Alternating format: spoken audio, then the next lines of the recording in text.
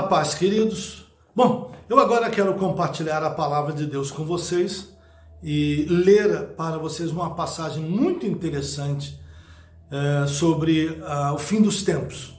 Nesse período de Covid-19, de coronavírus, muita gente anda muito preocupada sobre a volta de Jesus. Eu não estou preocupado com a volta de Jesus. Eu estaria preocupado com a volta de Jesus se eu não tivesse certeza para onde vou, se eu não tivesse certeza que vou estar com Ele. Mas quero ler um texto da palavra e compartilhar algo com você neste dia.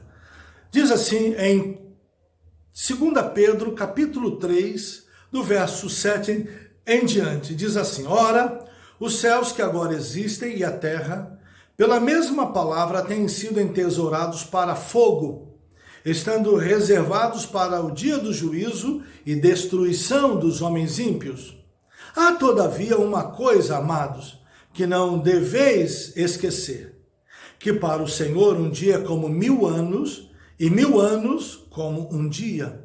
Não retarda o Senhor a sua promessa, como alguns a julgam demorada. Pelo contrário, ele é longânimo para convosco, não querendo que nenhum pereça, senão que todos cheguem ao conhecimento ou ao arrependimento.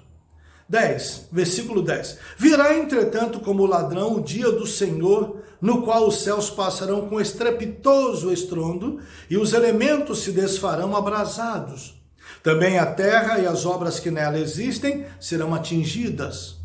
Visto que todas essas coisas hão de ser assim desfeitas, deveis ser tais como os que vivem em santo procedimento e piedade, esperando e apressando a vinda do dia de Deus, por causa do qual os céus incendiados serão desfeitos e os elementos abrasados se derreterão. Nós, porém, segundo a sua promessa, esperamos novos céus e nova terra, nos quais habita justiça. O verso 12 ele é muito interessante, onde Pedro diz que devemos esperar e apressar a vinda do dia de Deus. Nessa carta, Pedro ele é muito interessante nessa afirmação, porque ele, nos versículos anteriores, esse que ele afirma sobre os céus serem desfeitos em fogo, ele contrapõe àquilo que aconteceu no dilúvio, porque Deus prometeu a Noé que essa terra nunca mais seria destruída pelas águas, mas ela vai ser destruída pelo fogo. E Pedro nos fala disto de uma maneira muito forte. Eu gostaria de compartilhar algumas coisas muito interessantes a você. Antes de mais nada, informar a você que não é tão importante a discussão que fazemos de morar no céu ou não. Por que eu estou falando isso? Porque antes de explicar esse texto, há um grupo de crentes que afirma que nós não iremos morar no céu com Jesus, não iremos morar no céu. Há um outro grupo que afirma que nós iremos realmente morar no céu com Jesus. Entretanto, queridos, a Bíblia deixa margem para as duas interpretações.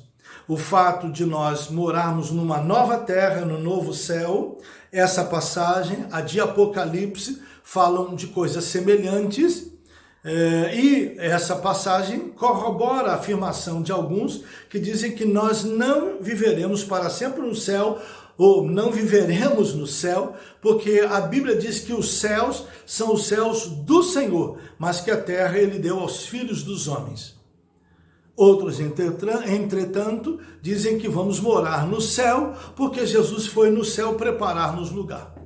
Uma das coisas mais importantes que eu gosto de dizer às pessoas é a seguinte: para mim, não faz muita diferença se eu vou morar no céu ou se eu vou morar numa nova terra. O fato é que isso a Bíblia garante, que nós estaremos para sempre com o Senhor. Isso é uma verdade inquestionável. E para mim o mais importante é que nós estaremos com Ele, Cristo, Jesus, Cristo, o Senhor, estaremos com Ele para sempre. Outra coisa importante que alguns afirmam é que não haverá arrebatamento. Também é um fato muito perigoso dizer que nós não seremos arrebatados, porque o apóstolo Paulo fala disso. Entretanto, alguns dizem que somente o apóstolo Paulo fala sobre o assunto. O que eu quero lhe dizer também, outra coisa é a seguinte.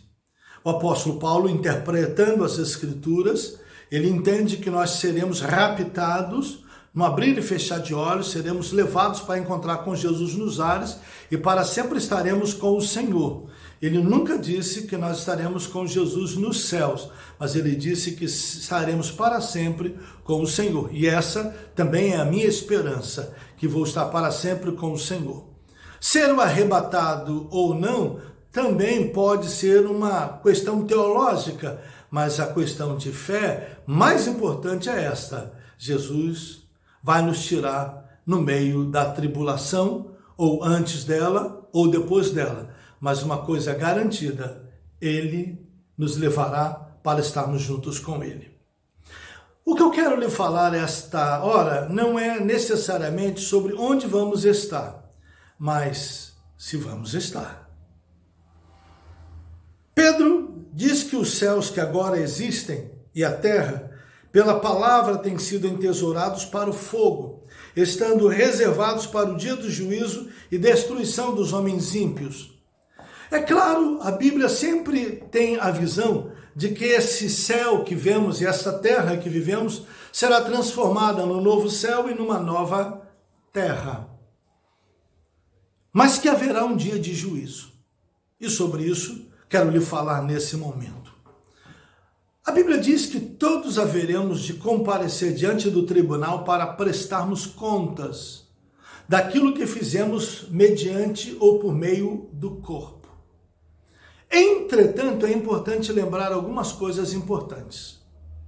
A primeira delas, que o apóstolo Paulo nos ensina na primeira carta aos Coríntios, capítulo 6, que ele diz que os justos vão julgar a terra. Vão julgar tanto os ímpios quanto vão julgar os anjos perdidos.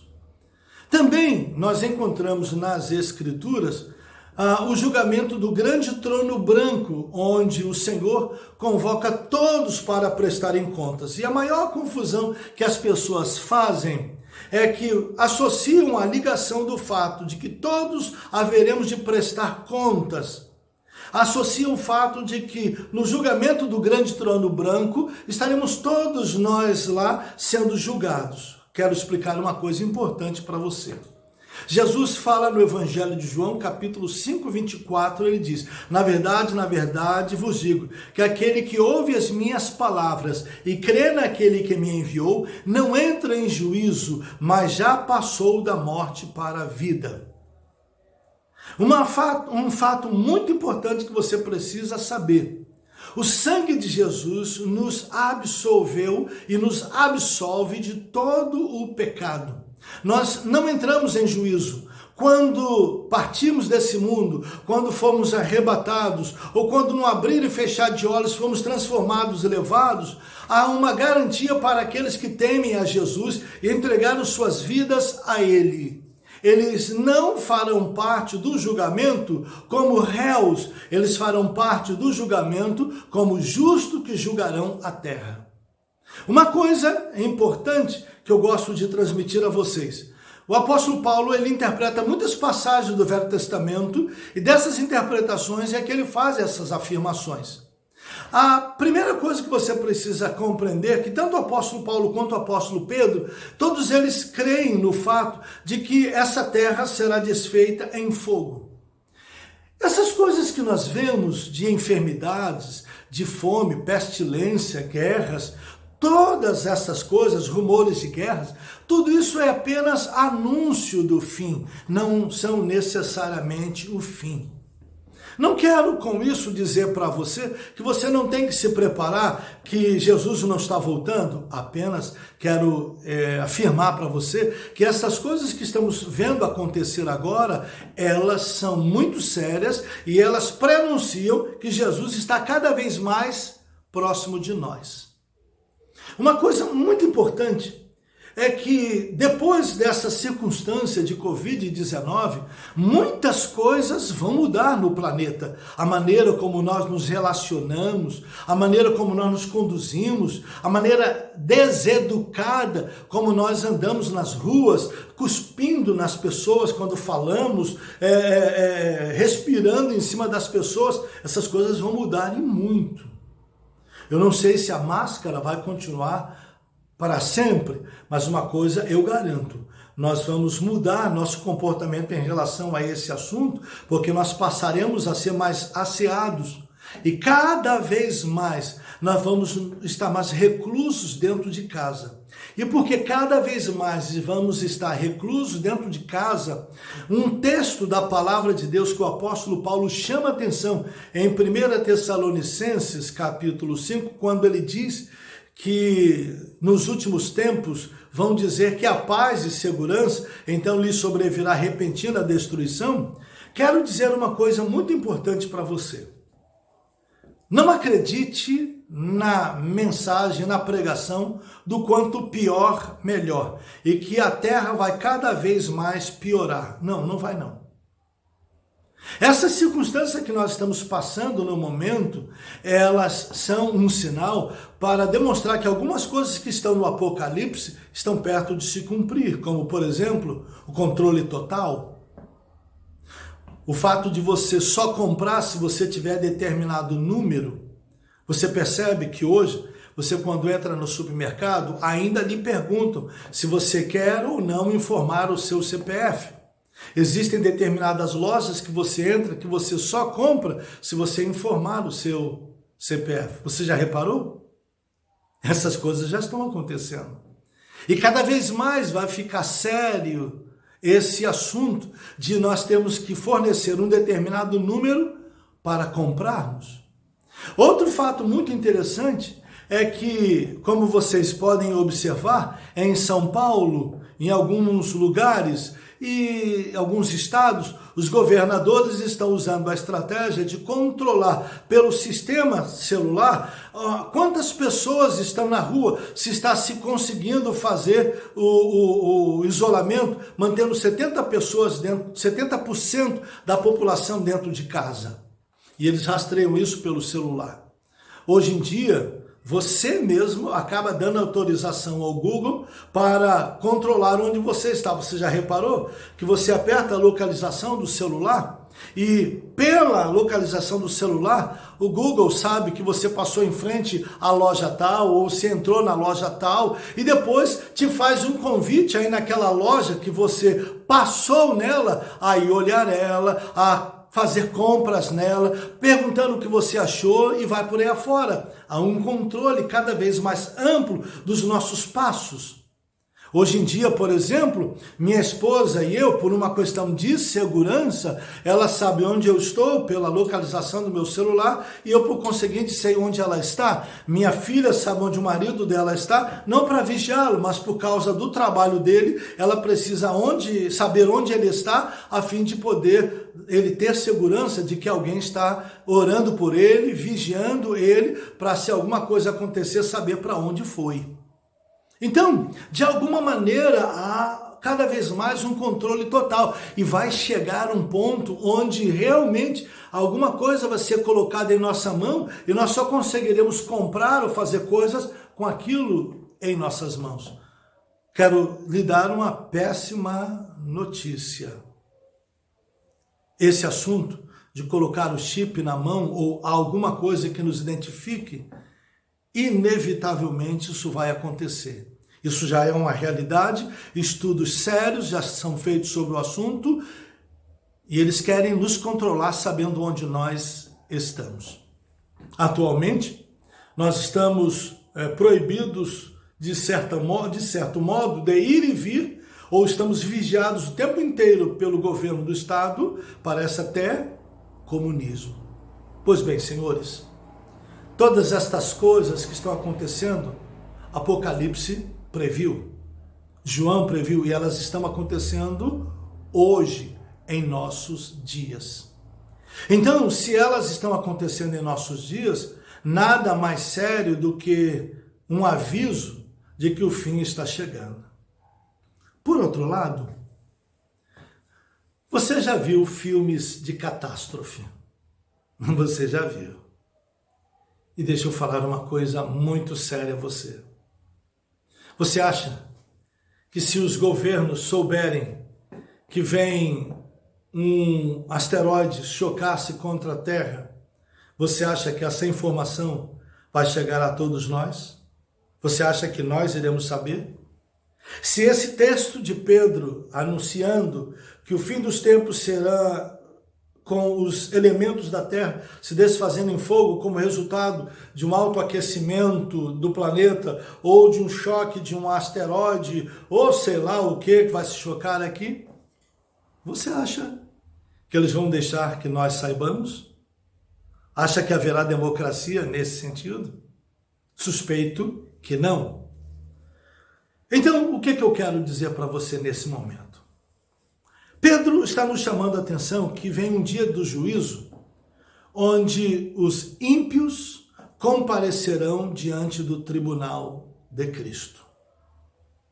Eu quero falar com você agora, que não está tendo a menor ideia do que anda ocorrendo no planeta e não tem conhecimento bíblico para entender que se você não estiver em Jesus, você corre o risco de ser deixado para trás e não fazer parte como justo no julgamento do grande trono branco.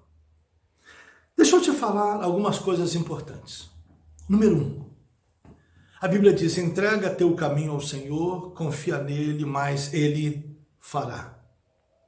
Uma das coisas muito importantes que as pessoas, os crentes, têm nesses momentos de dificuldade, de isolamento, de confinamento dentro do lar, a coisa que eles mais têm buscado é a presença do Eterno. Você sabia que dentro da área que eu trabalho, diz que há um vazio dentro do homem, e Freud ensina que o psicanalista trabalha para ajudar o paciente a entender que esse vazio, essa incompletude vai existir o tempo todo e o psicanalista deve trabalhar no sentido de orientar o paciente a se tranquilizar de que esse vazio, essa incompletude nunca se completará ou esse vazio nunca se encherá. Existe uma outra linha dentro do meu trabalho que diz que devemos buscar algo para preencher o vazio. Eu quero unir as duas coisas.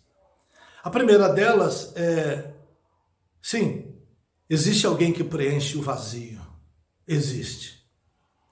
E eu quero dizer para você que as várias buscas que as pessoas fazem para preencher esse vazio, elas não encontram no dinheiro, não encontram nos bens, não encontram na faculdade, não encontram na pós-graduação.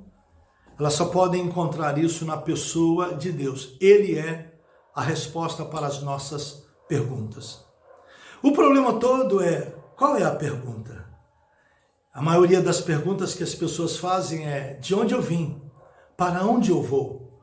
Para que eu existo?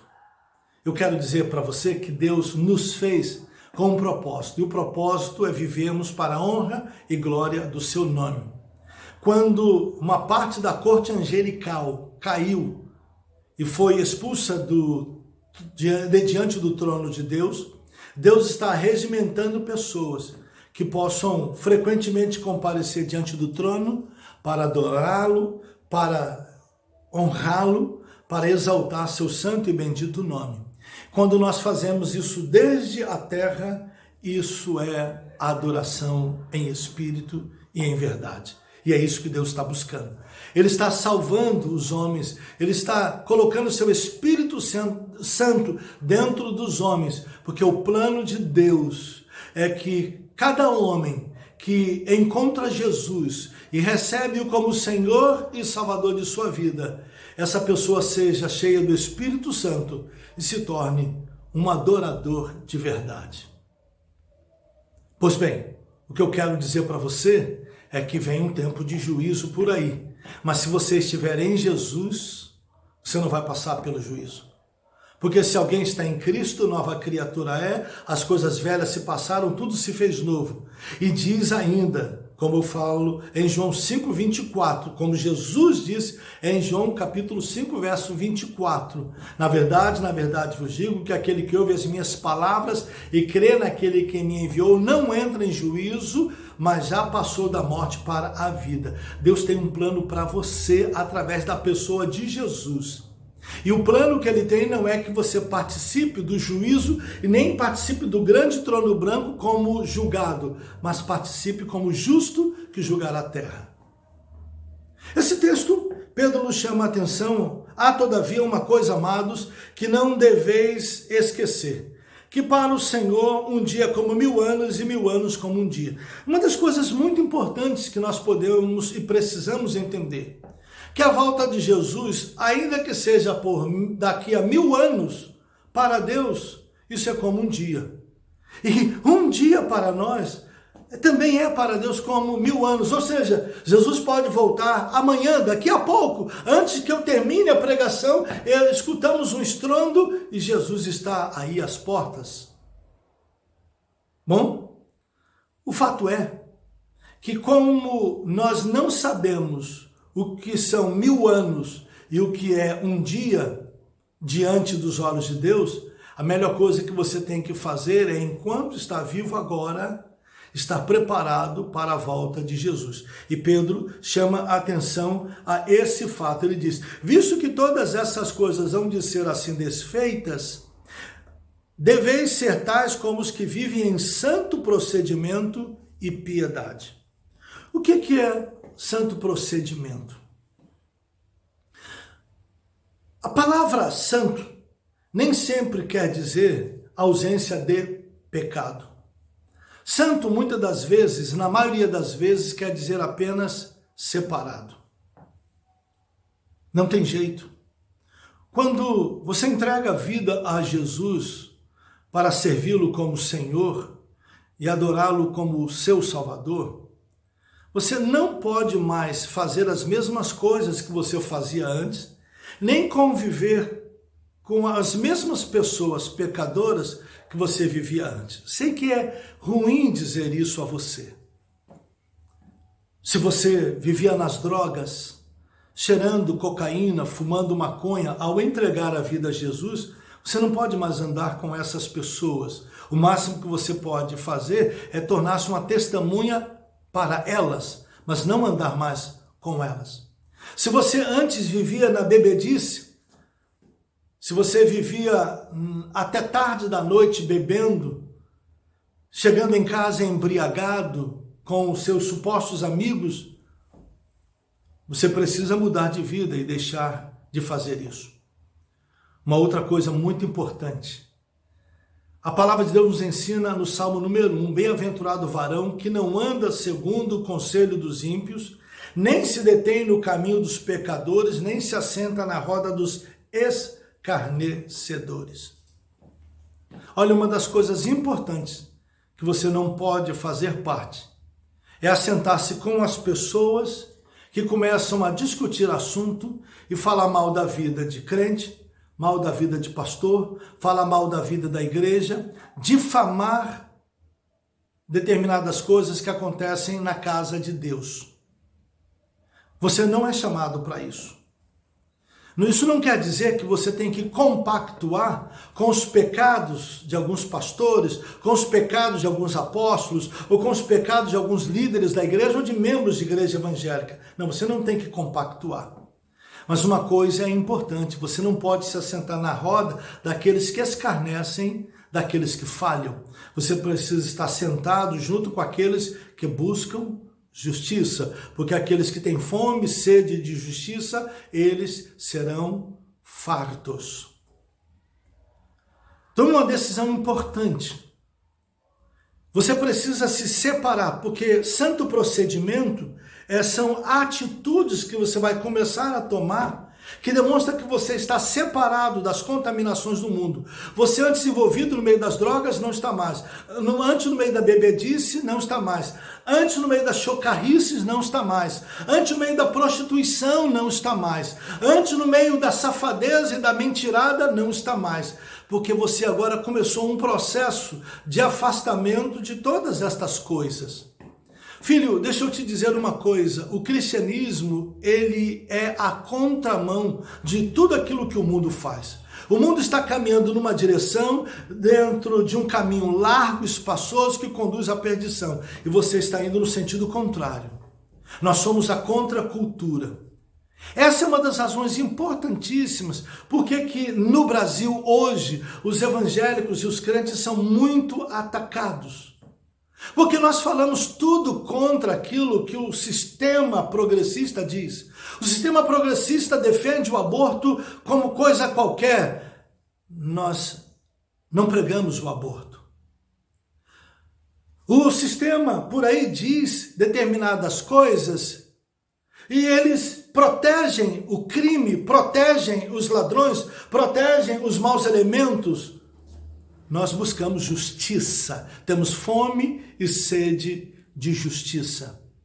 O sistema progressista, ele defende que as drogas devem ser liberadas. Nós defendemos que o homem não pode viver sob o império das drogas. O sistema progressista, ele é mentiroso.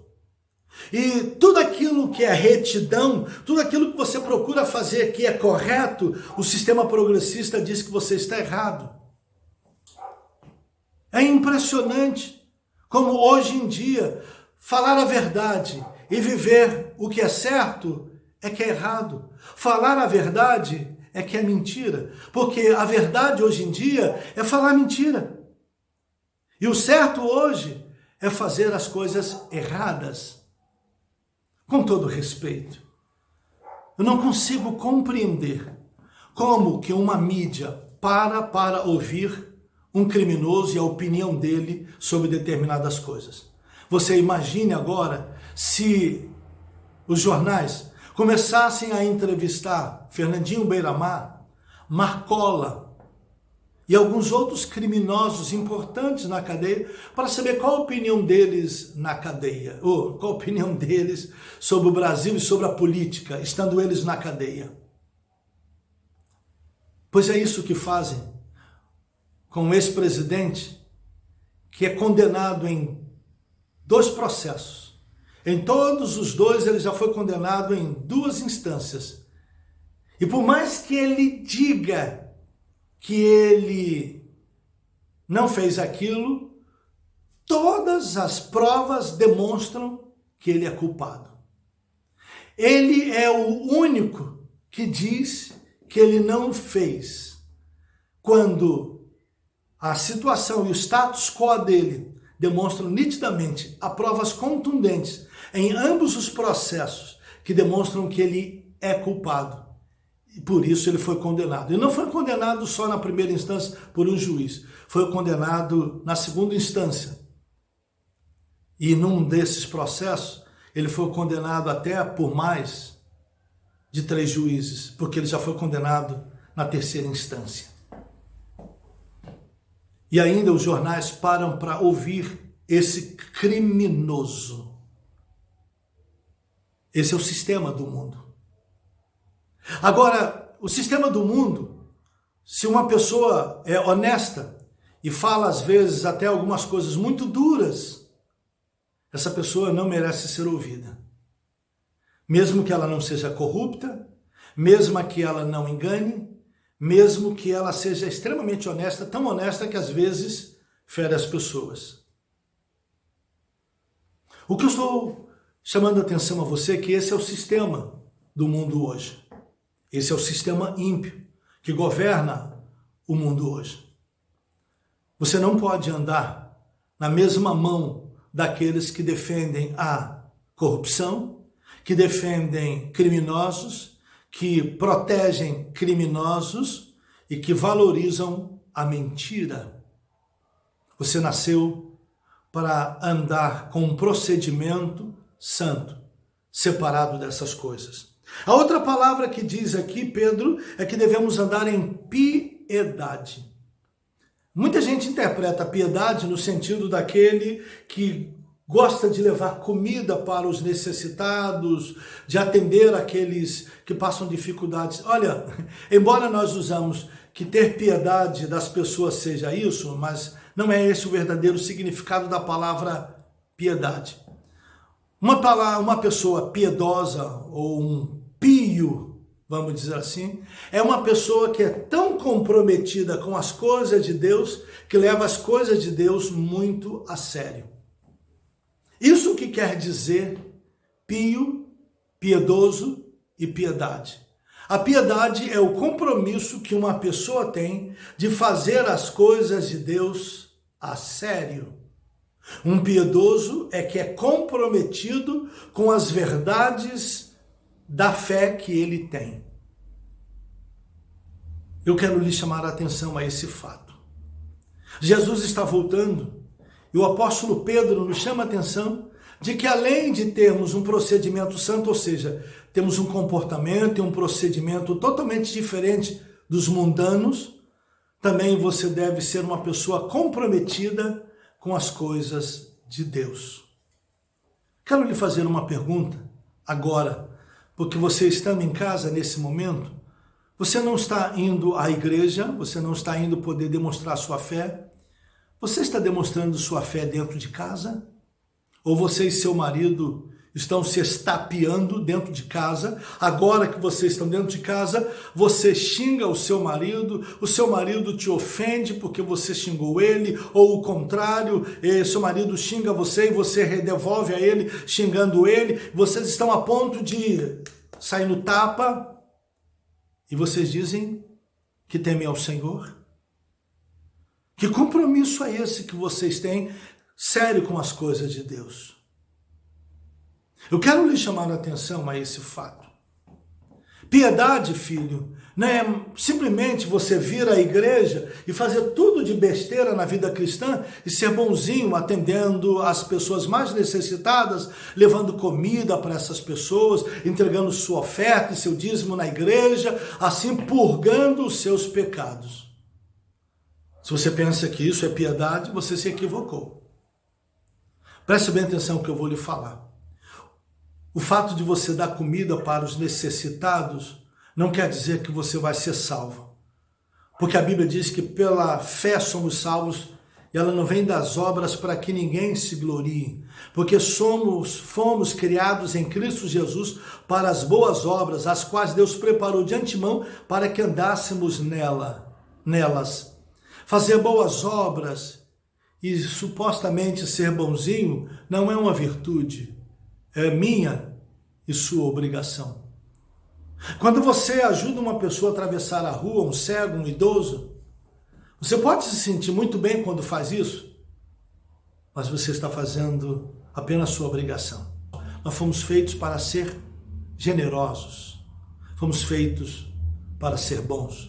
Por isso que quando Deus acabou de fazer homem e mulher, no sexto dia Deus olhou e viu que tudo era muito bom, porque o ser humano estava inserido lá no sexto dia. Então, meu filho, eu quero te dizer que ser piedoso é tendo entregue sua vida a Jesus, sirva a Jesus de todo o teu coração. Se você entregou sua vida a Jesus, não se afaste da palavra de Deus e nem ela se afaste da sua boca. Não pare de orar. O apóstolo Paulo ensina: orai sem cessar. Em todos os evangelhos, Jesus nos incentiva a orar e no evangelho de Lucas, ele é um exemplo de vida de oração. Em todo o tempo, os homens de Deus do Velho Testamento, os homens de Deus do Novo Testamento tinham compromisso de orar. A carta aos Hebreus diz que quando nós buscamos a Deus, nós cremos que Ele existe e que ele é galardoador dos que o buscam. Diz então que é preciso, para comparecer em oração, crer que ele existe. E você crê que Deus existe, então você precisa buscá-lo. E diz Hebreus que Deus é galardoador, Deus é presenteador, Deus é recompensador daqueles que o buscam. Busca o Senhor. Além disso, quero terminar falando para você 3 coisas. Jesus ensina no Evangelho de Marcos, capítulo 9. Jesus disse que se teu olho te escandaliza, corta-o. É melhor entrares na vida sem um olho do que tendo 2 olhos seres lançado no inferno. Se a tua mão te escandaliza, corta-a. Melhor é que entres na vida sem uma mão do que tendo 2 mãos seres lançado no inferno. E ele termina dizendo, se o teu pé te escandaliza, o corta-o. É melhor entrar na vida sem um dos pés do que tendo 2 pés seres lançado no inferno, onde o seu bicho não morre e o fogo nunca se apaga. Quando Jesus estava falando disto, ele não estava mandando você arrancar seu olho, se mutilar. Ele não estava mandando você passar no serrote no seu braço e cortar sua mão fora, nem tampouco mandando você cortar o pé. É muito claro que Jesus está dizendo para nós que você deve tomar muito cuidado com o que você vê. Você sabia? Muita gente está andando deprimida, muita gente está se sentindo derrotada, muita gente está apavorado com o Covid, porque fica pregado em alguns canais de televisão que só informa a desgraça. Olha, faz tempos que eu não vejo uma determinada televisão, para eu não ser contaminado na minha mente. Eu estou sabendo de quantas pessoas já morreram de ontem para hoje, mas também estou sabendo de quantas pessoas foram curadas e estão bem.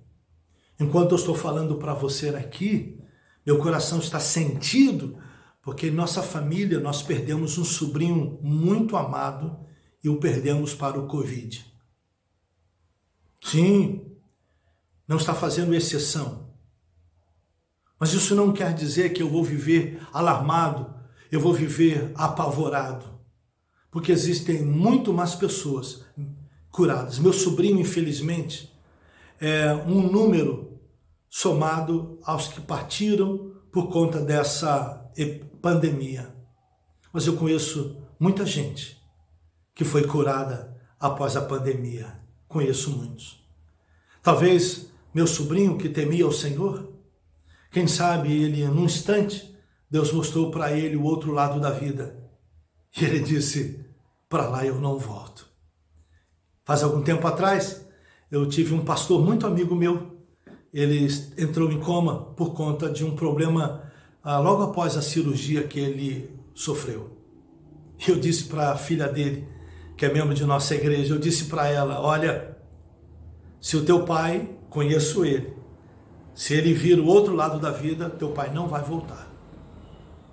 Graças a Deus que ele voltou e graças a Deus que ele também poderia ter morrido. Mas quando ele voltou, eu perguntei a ele, fulano, o que é que você viu? Ele disse, eu não vi nada. Para mim, eu estava dormindo e eu não me lembro de absolutamente nada. Eu disse, ainda bem que você não viu nada, por isso você voltou. Mas eu quero chamar a atenção para você numa coisa. Tome muito cuidado com o que você lê, com o que você vê, onde estão postos os teus olhos. A Bíblia diz que os olhos são as janelas da alma.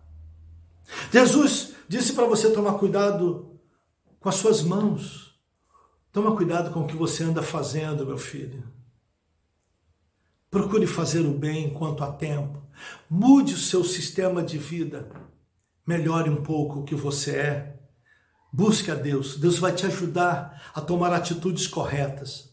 Você que anda brigando com a mulher em casa, você que anda brigando com o marido, vocês que estão se estapeando dentro de casa e dizem temer ao Senhor, preste atenção no que vocês andam fazendo na frente de seus filhos. Preste atenção no que vocês andam fazendo diante de Deus e dos anjos de Deus. A terceira coisa, Jesus, quando manda cortar o pé, ele não está dizendo literalmente para você tirar o pé, ele está dizendo Cuidado com os lugares que você frequenta. Cuidado onde você vai. Cuidado onde você entra. Eu não estou falando para você não entrar na casa de algumas pessoas. Seus pés são abençoados, seus pés são santos. A Bíblia diz: quão formosos os pés dos que anunciam boas novas, dos que anunciam a paz.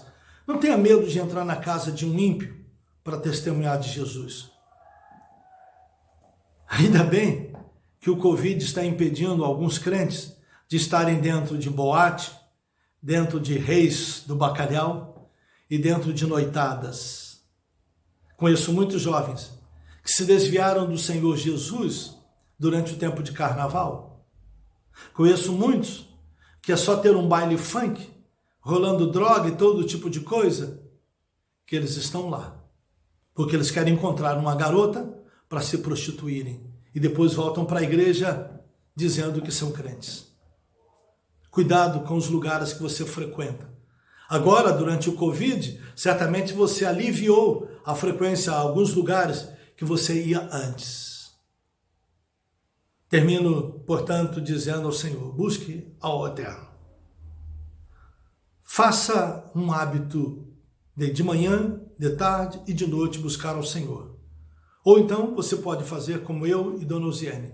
Nós oramos o dia inteiro. Sim, o tempo todo eu estou em oração, orando no Espírito. Se você é pentecostal, você pode orar em Espírito o tempo todo. Talvez você, ao ouvir-me, você me critique por não acreditar nisso. Não tem problema. Eu creio, eu sei em quem tenho crido e eu sei o que eu faço. Mas desafio você a manter sua vida nas mãos de Deus. Porque para Deus um dia é como 1000 anos. E 1000 anos como um dia. Pode demorar e pode ser já. Mas Jesus está voltando. Entregue sua vida a Jesus. Entregue sua vida de verdade. Porque Ele morreu na cruz. Ele entregou a vida dele por mim e por você. Para que eu e você vivamos para Ele. Ele morreu por mim para que eu viva para Ele. Ele morreu por você para que você viva para Ele. Jesus te abençoe. E aqui eu vou terminando e te abençoando no nome precioso de Jesus.